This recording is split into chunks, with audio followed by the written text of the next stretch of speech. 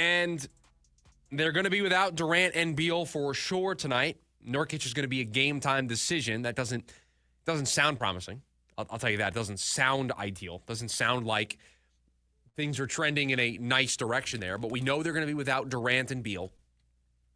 And yesterday we wondered aloud if it was time to book our ticket, if it was time to pack our bags, and if we were going to I wasn't sure if it was a one-way trip or if it was a round trip, but I asked aloud if we were packing our bags, buying our ticket, and we were going to Panic City, if we were going to officially start panicking about the Phoenix Suns in 2024. And the conclusion that we came to is that no, you can't do that. You can't panic about this team 15 games into the season. You can't panic about a team that is 9-6 under a new coach, under a new structure, and is the 5 seed in the West, right? You can't all of a sudden just want to upend the apple cart and panic and say the season is doomed, that everybody was right, they shouldn't have run this back.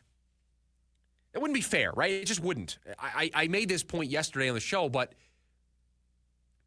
it would be much easier to come in here and have that complaint. It would be much easier to come in here and be able to talk about a team that has all their players. Talk about a team that is fully healthy. Talk about a team that has their coaching set up the way that they want, and yet they are 1-5 in their last 6. They've lost 4 in a row. They didn't do well in the important stretch that we circled on the calendar. That would be easy because we can have a conversation of, okay, what is this team then? What can they realistically be? Where can they realistically go? They have Kevin Durant. They have Bradley Beal. They have Devin Booker. They are healthy. And yet they're struggling against the Kings. They're struggling against the Thunder. They're struggling against the Timberwolves. They're not battling the top teams in the Western Conference well enough to make us think that this year is going to be different than last year. That could be a conversation we could have. We could have that debate. You could call in at 480-864-1060 and say, yes, I know they're struggling, but it's 15 games. Give them time. We're going to let the coach work it out. Let's see where they are the second half of the year. And by the way, we talked about this before the season started that, hey, it might be bumpy at some points. It might not be all sunshine and rainbows with a new coach, with a new way of doing things on offense. We said that that could be a possibility. And so we warned against the overreaction 10, 15, 20 games into the season. But we can't even do any of that because they don't have Kevin Durant. They don't have Bradley Beal. And I'm sorry, they can't all of a sudden have Kevin Durant on the team and be 8-1 to start the year and have all these comebacks and be extremely clutch in clutch moments, and Kevin Durant thriving in those environments. And then Kevin Durant has a calf injury and is going to miss the next couple of weeks, and the team goes 1-5. That's not a coincidence.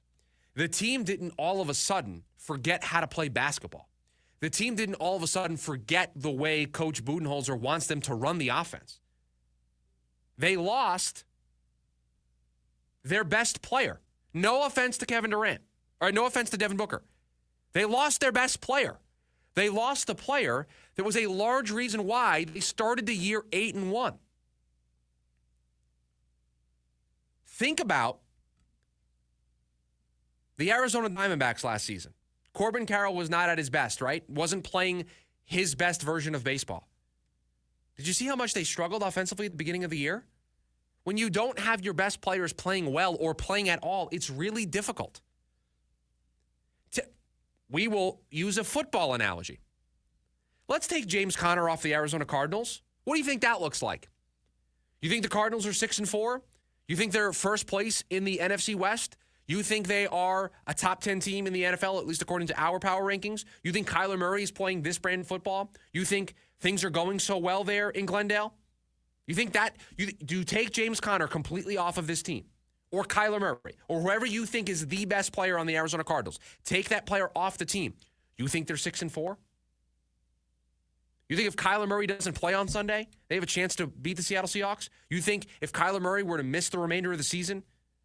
Or let's really try to make this analogy work, because in football, you only play 17 games. So let's say Durant's going to miss 2 weeks or so. That's a handful of games. Kyler Murray's going to miss the next 2 games. He's not going to play against Seattle and Minnesota. There's a pretty good chance we're coming in here after that talking about a 6-6 Cardinals team that's lost 2 in a row because they don't have their quarterback. And you know what? We would be on this show, and you know what we would be saying? I don't know what you expect them to do. They don't have their quarterback.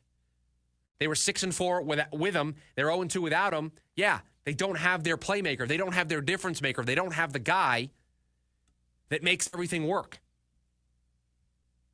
And so it feels incredibly simple. It feels incredibly easy to get to this conclusion. It's not very radio hot takey. They don't have their best player. What is this supposed to look like? And oh, by the way, in addition to not having their best player, they don't have their third best player in Bradley Beal, another member of the Big Three. What is this team supposed to look like? And so I don't know if you out there are panicking at this start. I don't know if you are frustrated at what's happening. But I'm here to tell you, if you are, I'm not sure what this team can show you. I'm not sure what this team can realistically do to avoid those concerns. Losing 4 in a row is losing 4 in a row. Losing 5 of your last 6 is losing 5 of your last 6. It's not pretty. It has not been enjoyable basketball. And you know what? They're playing a really good team tonight, and they're going to be without 2 of their better players. It is going to be an uphill battle for the Phoenix Suns tonight. It is going to be a challenge to take on the Knicks. And if they lose, are we going to come in here and start the show with it and blast them for losing to the Knicks? I don't think so. Now, if somebody gets hurt or there's a major development that happens with the team, okay, then we'll lead the show with it. But I just don't think we're booking our round trip or one-way tickets to Panic City today, just like we weren't doing it yesterday. It is as easy as they were 8-1 when Kevin Durant was healthy and Bradley Beal was also healthy, and this team could operate the way that they were supposed to. And when you remove a key piece, I'll give you another example. Producer Dylan is back there pushing all the buttons. He gets in my ear and tells me how many minutes I have left and when I need to get the break. He's also the person that pushes the buttons so that I'm able to push the buttons in here to talk to you all. If producer Dylan wasn't here today, we wouldn't be able to do a show because he pushes the buttons that make it happen. When you remove a key component to something, it doesn't work efficiently. I would have to go in there, and I wouldn't be able to do the show the way I'm doing it now with all the cameras. I would be sitting where producer Dylan is sitting. And if you're watching us on the YouTube side of things, you'll be able to see this. I would have to push the buttons and also talk into the microphone and do it all. And you know what? I can tell you right now, it would not be as good of a show. I would not be able to improv and do all the stuff that we do here on the show because I would also be worrying about needing to look at when the commercials are supposed to fire, looking at how much time I have left in the segment. Right now, I don't even know what time it is. I just know producer Dylan's going to tell me when I have to break. That's because I got a teammate that helps make things work. With Kevin Durant out, Devin Booker now has to pick up more of the workload. With Bradley Beal out, things have to look differently. And so this Suns team isn't working at peak efficiency. So am I all of a sudden going to over-evaluate these games and say, oh man, this team, they're not playing well. They're showing all these weaknesses. When they get to the postseason, look what's going to happen. They are playing rotations, and they are playing versions of this team that if they play in the postseason, yeah, they're going to lose. But that's not what this team is designed to do. So how could you watch this team and feel like you are seeing the true, honest version of the Phoenix Suns? You can't. Is there anything we can learn from this stretch? I don't know. Watch how certain role players play. I said this the other day. I'm excited that Budenholzer is mixing up the rotations, mixing up the lineups, trying to he's obviously trying to win the games, but I think he knows going in that it's going to be an uphill battle. And so he's trying things to see, okay, is there a player here that I can expand the role of when we are back healthy that can help lengthen this bench, help make this team better? And I like that part of it. That's creative. But let me just put it on the table for everybody. If they lose tonight to the Knicks, the Suns do, I wouldn't lose any sleep over it. If they had Kevin Durant and Bradley Beal tonight and the Knicks blew them out by 20, that's when we get concerned. That's when we have honest conversations of, this is what this team does when they play good teams. What's it going to look like in the postseason? They almost beat the Timberwolves without Bradley Beal, without Kevin Durant the other night. So we can talk about losing 4 in a row, 5 of the last 6, and trying to stop this slide tonight. But they also went toe-to-toe with Minnesota despite not having 2 of their better players. So it cuts both ways. If they won that game, I'm here to tell you, nobody would be taking it away from them because of who they beat. So we're not going to overly criticize when they lose to these teams. And so I'm not doing a really good sales pitch to want to watch these games right now while Kevin Durant and Bradley Beal are out, because what are you going to learn from this team?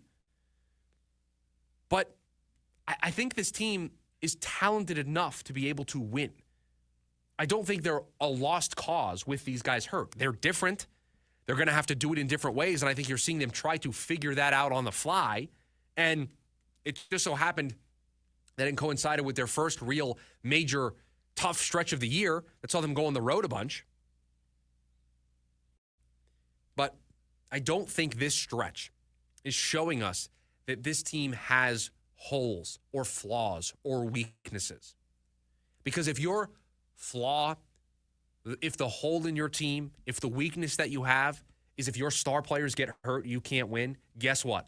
Every single team in sports has that problem. The Boston Celtics won a championship. They're trying to repeat. If Jason Tatum was hurt, do you think the Boston Celtics would be as good and win as many games? Or would they look a lot different? The Cavs, who last night lost their unbeaten run to those Boston Celtics. If Donovan Mitchell got hurt and missed a couple of weeks, do you think the team would look and play and feel different? Yes. And nobody in Cleveland, nobody in Boston, although Boston's a bit of a unicorn, they might still yell about this, would be upset if the Celtics drop some games if Jason Tatum missed time. Or if in Cleveland, Donovan Mitchell missed some time. You would understand that. Does it suck? Absolutely. Is it enjoyable basketball to watch? No. Would I rather watch these guys play so that they can learn this offensive system? Also, they were 8-1 when he was on the court. I'd like to see more of that basketball, please. That was fun. That was enjoyable. That showed me that this team could make some noise in the Western Conference. Them not reaching their potential because guys get hurt, it feels empty. I'd much rather them have this group together, struggle, and be able to say, okay, this didn't work. I don't like coming in here and saying, well, they're not complete. They're not 100%. How am I supposed to evaluate them? And oh, by the way, I said this yesterday. I'll further emphasize it today. They've only played 15 games. There's like 65 of them still left to play. So when they play the Knicks tonight, just keep that in mind. And I think the NFL plays a large part in this. Because the NFL season is the way that it is, and because the NFL season is only 17 games and every week feels like an entire calendar year in and of itself, people port that thought process over to other sports. You can't do it. You can't. The Suns have played 15 games. They're 9-6. They've played 6 of those games without their best player. They're still the 5 seed in the West. And we have a sample size of what they look like without those guys, or with those guys. We have a sample size of them being really good with those guys in the lineup. So you know what it's going to look like when it's going to come back. So you just have to hold the line. You just have to just tread water. Hopefully they're able to do that tonight against the Knicks.